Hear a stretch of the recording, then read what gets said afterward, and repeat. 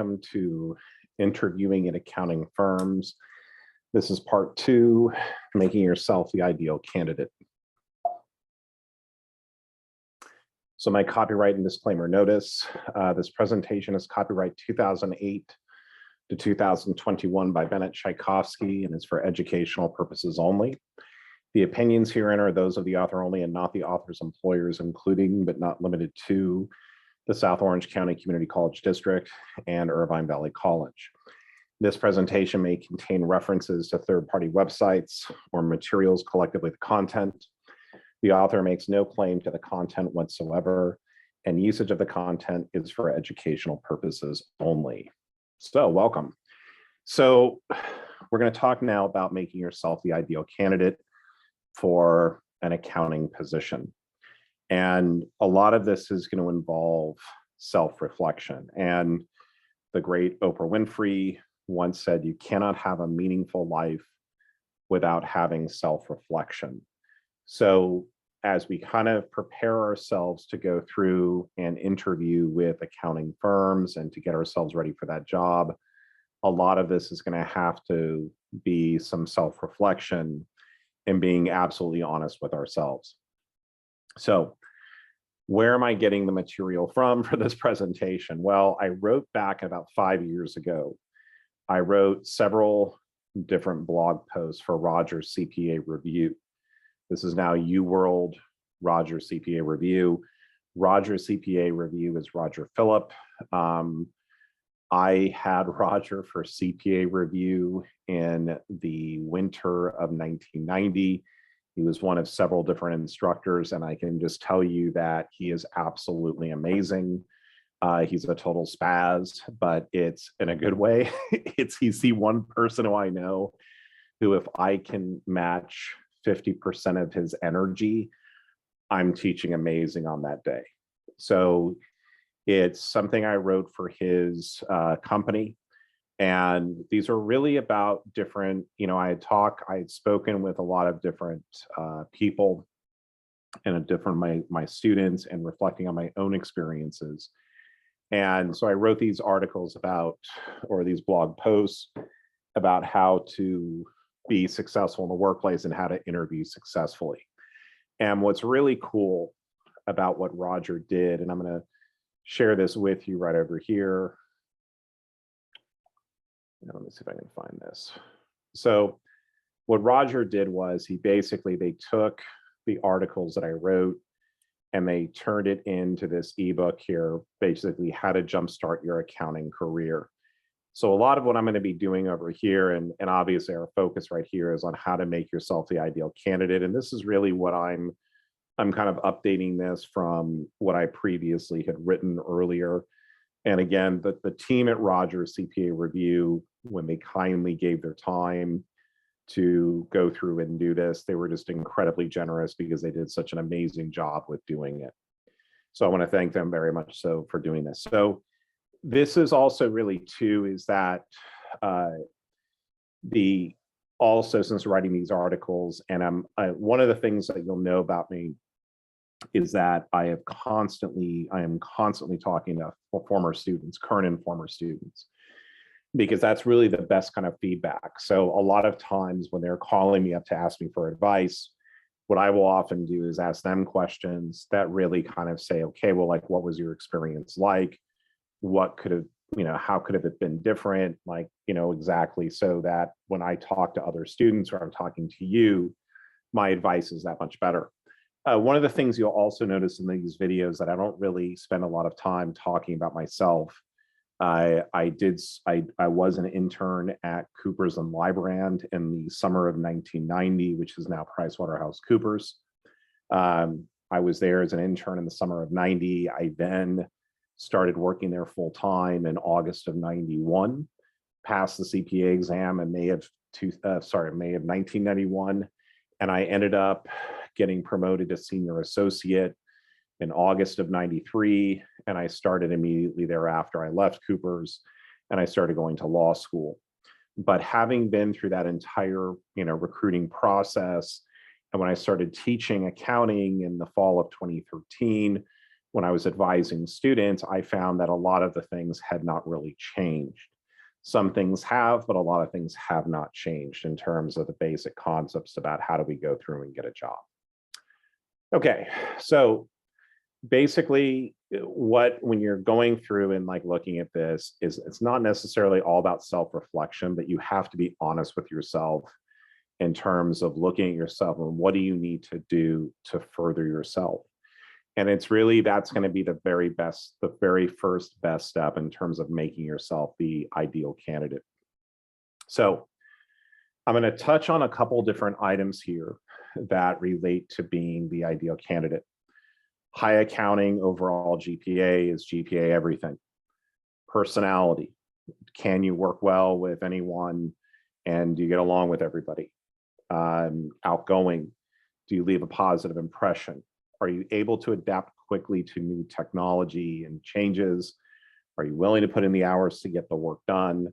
If you're asked a question you don't know, will you make up an answer, a state basically that will get back to them, or state you'll get back to them, and additional languages.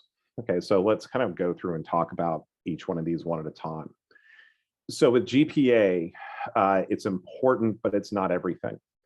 And you can have and the example that I gave in the recruiting guides was a student of mine who had a 4.0 at IBC.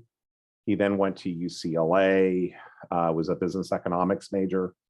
And while he was there, he was really not active in recruiting. However, there was another one of my students who, went to Cal State Fullerton. He got involved and he ended up at Deloitte, and he's still there. So he didn't have necessarily the highest GPA. And in fact, it was almost like, I want to say it was almost about a 3.3, but it's not everything. The GPA in the school you go to will help you obviously get your foot in the door. However, it's not everything. And it's, again, if you don't have good grades, that's going to be okay. But if you don't have good grades, you really need to say, why was it I didn't have good grades? Was it because I was working 40 hours a week? Just make sure that when you're showing your resume, if your grades aren't what they should be, make sure you have kind of an explanation. The other thing that I'm seeing happening now with accounting firms is that with COVID and with the advent of Chegg, where every answer can be found if an instructor is using a test bank that's provided by a publisher, right? The publishers are making a lot of money from Chegg. So the publishers aren't really doing anything to enforce their copyrights because Chegg is paying them too much cash. And so when it comes to your classes, did you really earn your grades or did you Chegg it?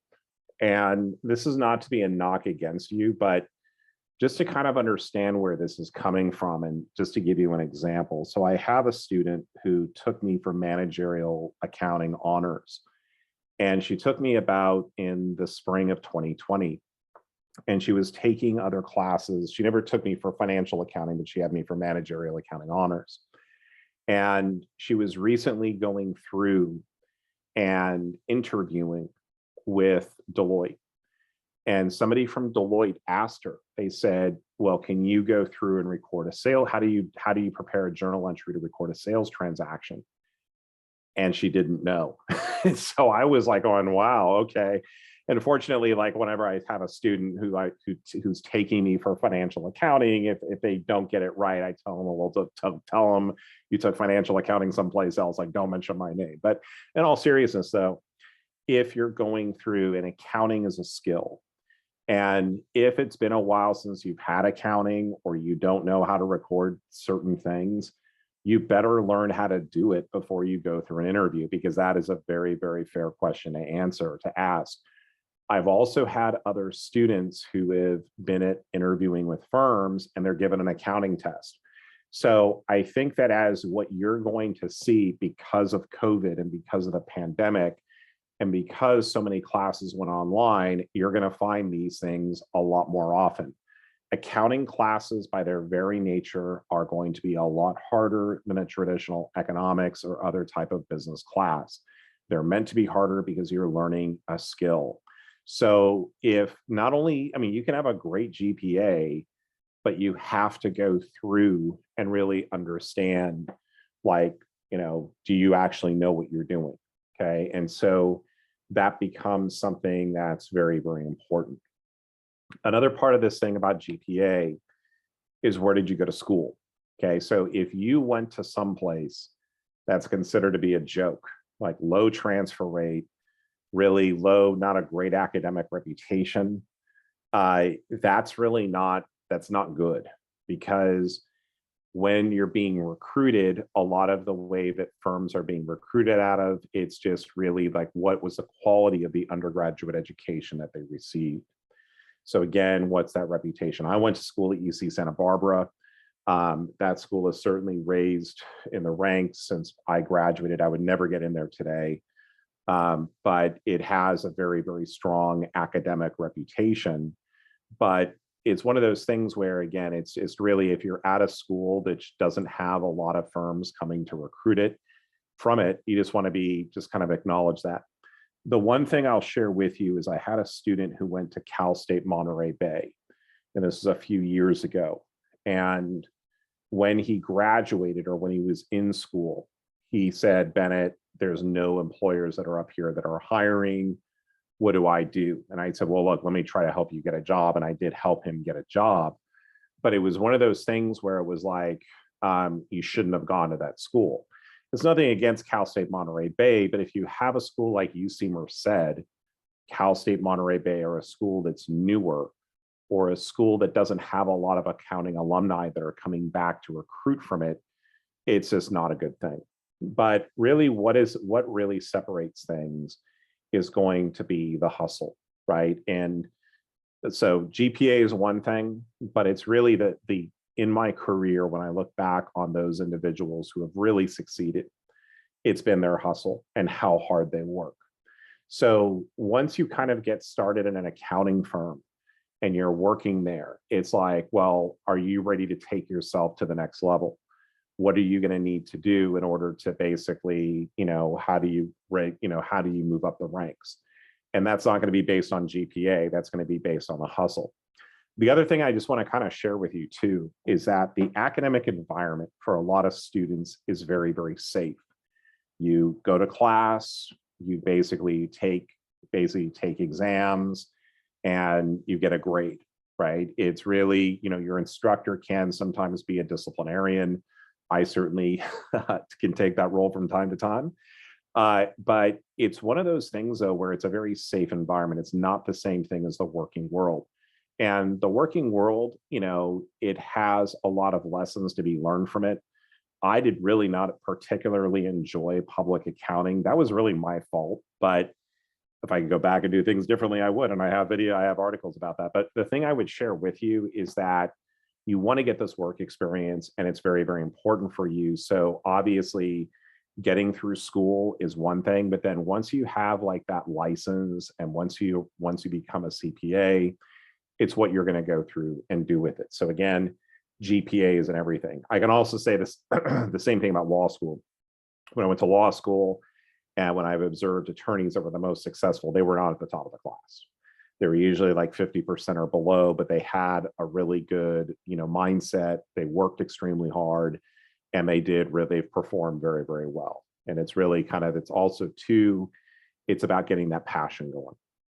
Okay, here's the big one: personality and interacting with others. How do you get along with others? Have you been in a job where customers have yelled at you? Okay, and have random people yelled at you? And I was going to kind of use the Karen name, but I had a student in my ethics class who said, "Bennett, my name, I now go by a different form of Karen, and because my name is now, it's terrible. It's like what people have done to my name." And she did a great presentation on the destruction of the name Karen. So have you ever been yelled at by like a Karen type person, right? And what it's really is about is that if you're at a client, right, and why is this so important? it's like, how are you going to react? Are you going to react violently? Are you going to basically say to the guys, like, get out of my face? Or are you going to basically kind of fight back? It's really a matter of, if you're out at a client, if you're out at a client and people start getting into with you, can you diffuse that situation? Right. And a lot of this comes from, you think about growing up, is that if you were on sports teams, if you, how did you treat the opponent? Did you ever play like Little League? Did you ever play AYSO soccer? All of those things, right? You think that, it's sports or whatever else, but there's kind of like a really important learning lesson there about, how do you interact with others, and like what types of impressions do you leave on others? And for a lot of my students that haven't had those types of experiences, but they're very intelligent, one of the things what I will typically recommend that they do is to get a customer service job. Work at Starbucks, work at Walmart, work at some place where customers are going to get pissed. Work at a bank, work as a bank teller. Well, people get real pissed off at bank tellers, but have a job. And this is not only, if you kind of think about it, it's not only are going to be people be yelling at you and people will get really upset with you. And I'm not telling you to go in there to take emotional abuse, but it's really about how are you going to react to those kind of situations. If I'm working in a Starbucks and someone comes in and yells at me, that's like much like lower like risk threshold than, say, if I'm out at Facebook, which is my client, and somebody just goes off on me, or I start yelling at Zuckerberg saying, "Hey, dude, why are you selling all of our information?" Right? So, yeah, that's not gonna go over well. Okay, so again, how are you interacting with others? And a lot of times, if you have a job, and that's going to give you a great talking point. One of my former students who worked at Apple, right? That was an amazing job to have, because Apple is pretty selective about who they hire for their Apple store. And boy, oh boy, do my former students have good stories about customers who've gotten really pissed off, and it's pretty entertaining. So that's a really good story. So if you worked at the Apple store and you're at a job interview, and you could talk to them for hours about that. And think about this too, like the manager or the partner who you're talking to is, "Oh, do you know about this feature on your iPhone?" You can really even further impress them. So the other thing too is that, how do you treat people? And the one thing I'm going to really impress upon you, and like, what kind of impression do you leave on others? Do you leave a positive impression? One time when I was a CFO for a company, I saw the CEO of mine yell at somebody on the wait staff. And as soon as that happened, and this is at a place called Gilbert's El Indio up in Santa Monica, and the way he acted towards that person really said, wow, this guy is treating different people differently. I treat everybody pretty much the same. From like when I was coaching a 6-year-old, when I was coaching my son's teams, I wouldn't treat a 6-year-old any differently than I would treat a student. I wouldn't treat them any differently than somebody else. And it was really just because it was one of those things where it's really important that you treat everybody the same.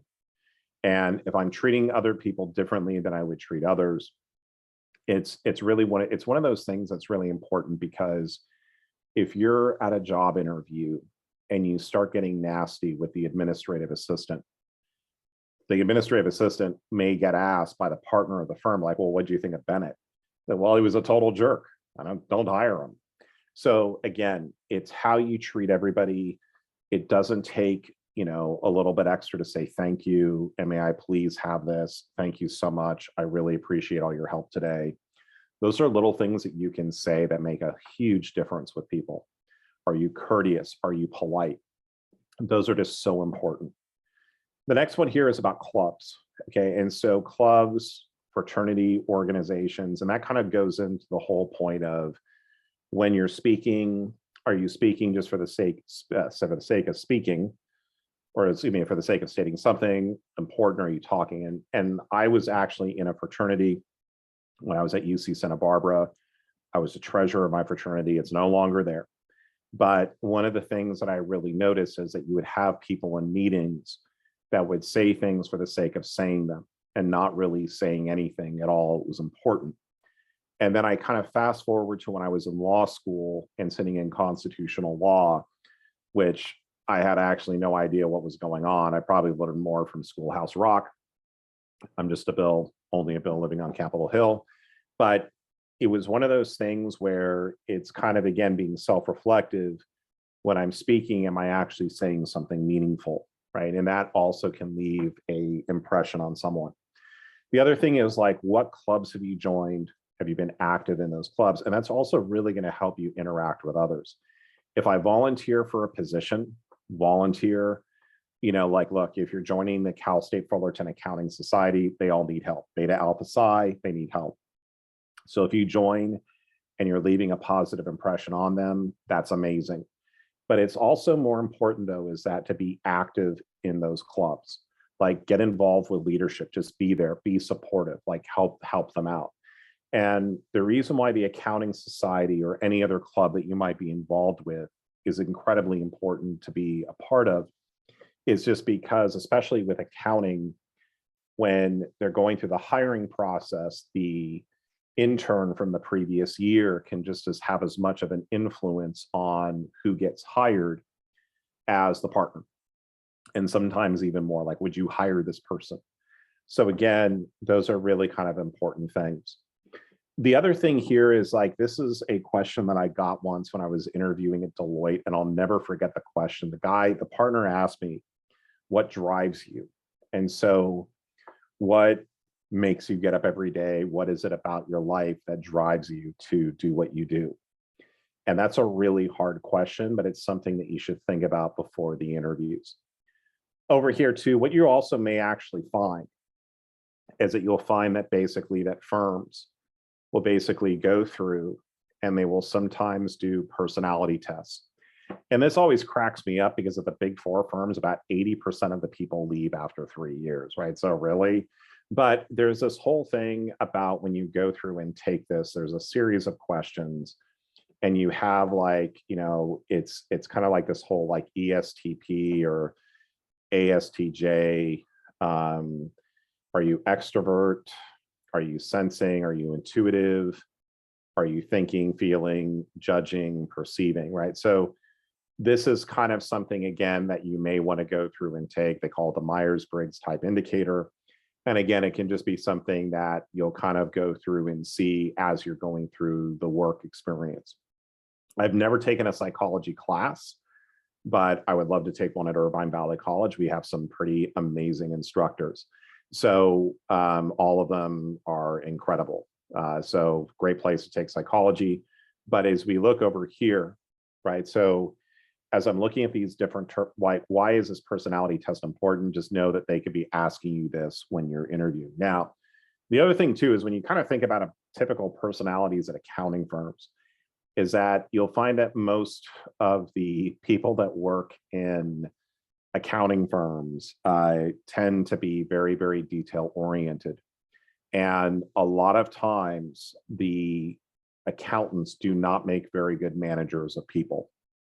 And that is very, very common at accounting firms because many of the good people that are at accounting firms, and again, this is just a general statement, a lot of them leave almost immediately. And when I talk to my former students, most of them will leave pretty quickly. They stay there for 2 years and they're out. They stay there for a year and they're gone. I know people who stay there 9 months and they leave. So it's very, very common. But it's one of those things that when you're dealing with the different personalities within the accounting firms, they just have, you'll be kind of, they are, oh, we're here for the firm, we're doing all these other types of things. And when it comes to giving you evaluations, when it comes to giving you feedback, they generally do not tend to be good at it. A lot of firms have been changing the way that they do evaluate their personnel because a lot of personnel take things very personally and they leave immediately if they get a bad evaluation. So you just, again, just be aware of that when you're going to go work at accounting firms. Remember, you're going there, your goal is to become a certified public accountant. And that's your goal. So in order to get that license, you're going to have to work someplace for at least a year. right? You have to pass the exam, 150 semester units, take home ethics exam, got to work there for at least a year. So when you go work there, it may not be the best experience.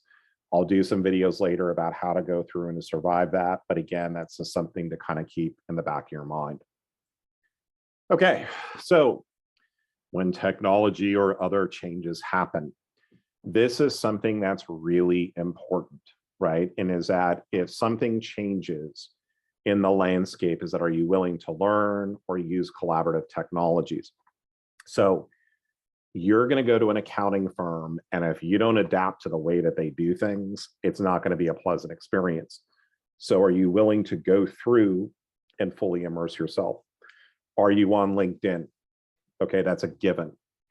Facebook, Instagram, I would be Snapchat. Well, Snapchat, hopefully the ghost makes it disappear, but I would just be very, very concerned if you're on social media and just assume that your employers are going to be looking at it.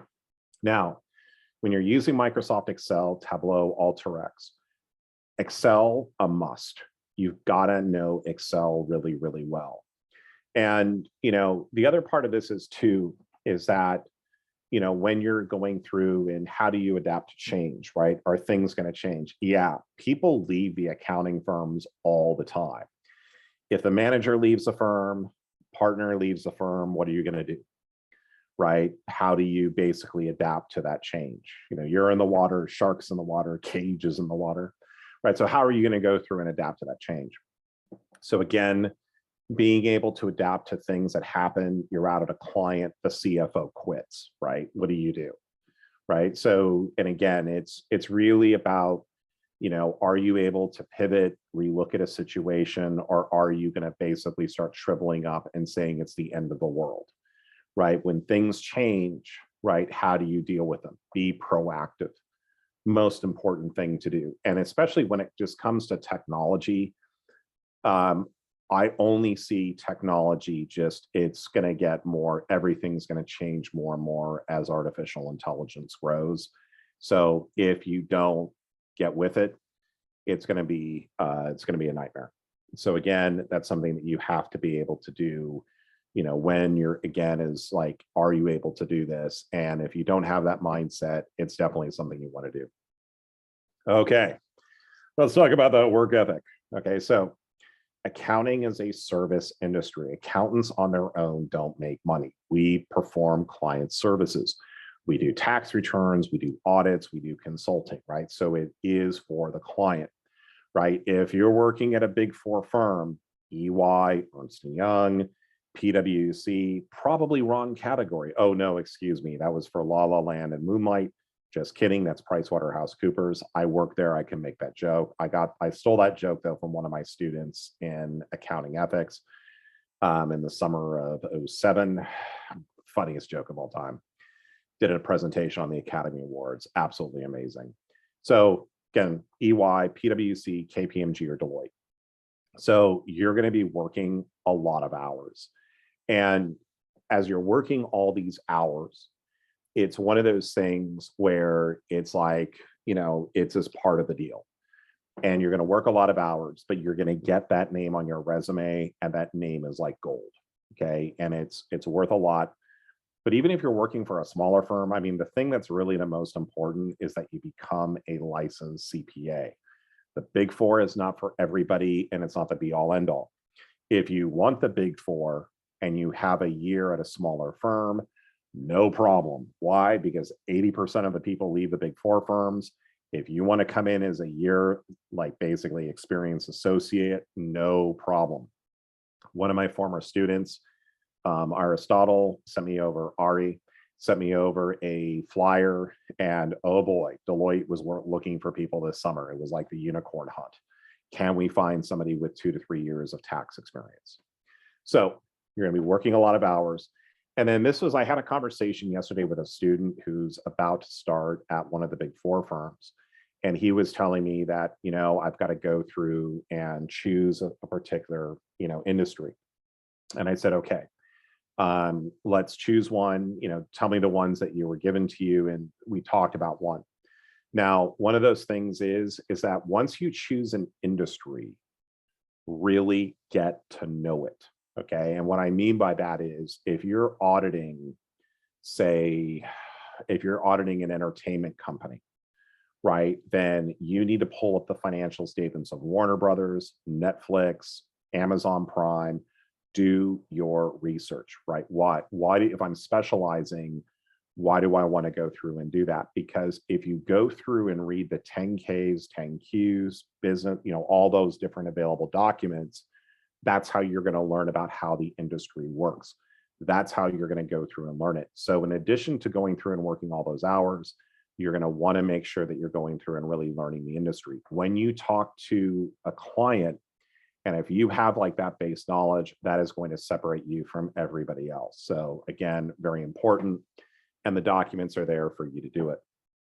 Okay, this other one here is, are you a procrastinator? And I'm a huge procrastinator, and it's a big problem. But do you procrastinate? Do you put things off? It's going to kill you in public accounting. Why? Because everything is like, when you're going through and doing your work, that work is immediately accessible by a senior associate, partner, or manager, right? So if you put off your work, they're going to know about it almost immediately.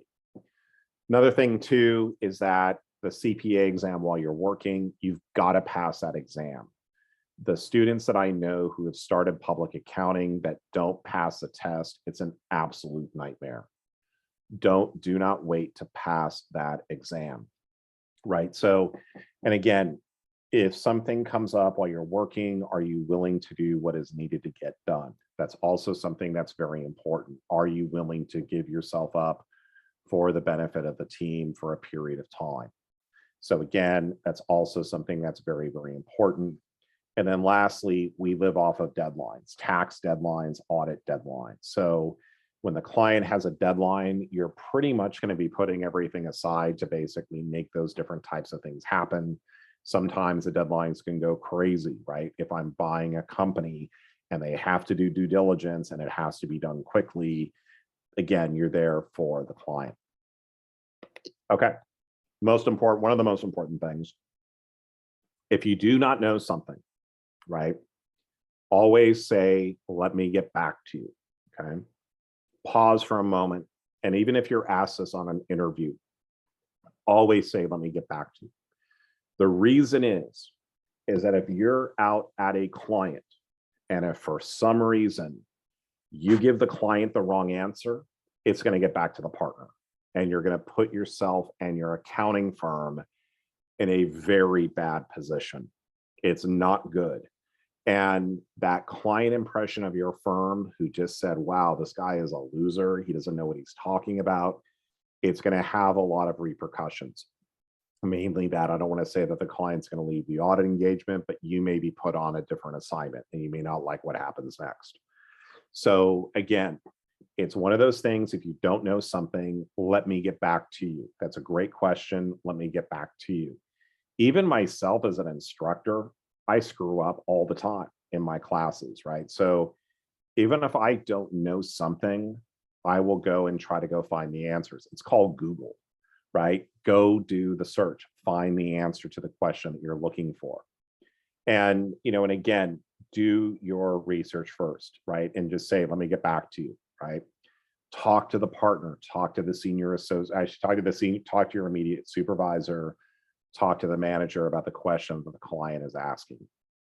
Very, very important. So when you don't know something, make sure you say, let me get back to you. And even if you're on an interview, if they ask you a question, right? So obviously, if they're going to ask you an accounting question, talk your way through it, right? You have to, like, when my students said, how do you record a sales transaction? Dude, you're not going to be able to walk away from that.